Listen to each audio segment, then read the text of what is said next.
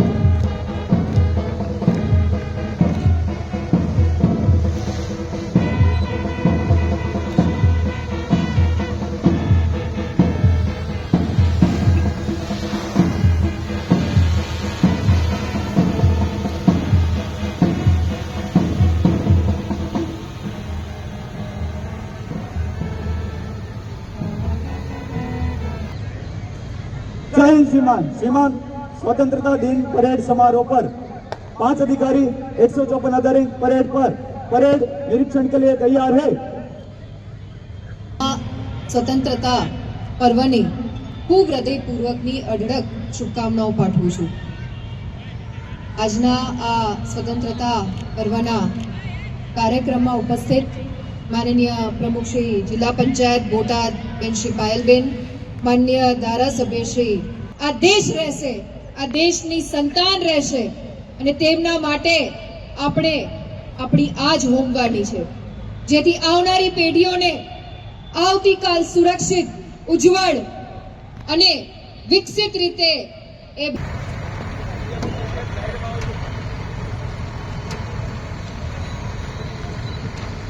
આપણે બધા જોરદાર તાળીઓના નાદ સાથે અહીંયા ભવ્ય દિવ્ય રીતે માનનીય પ્રભારી મંત્રી શ્રી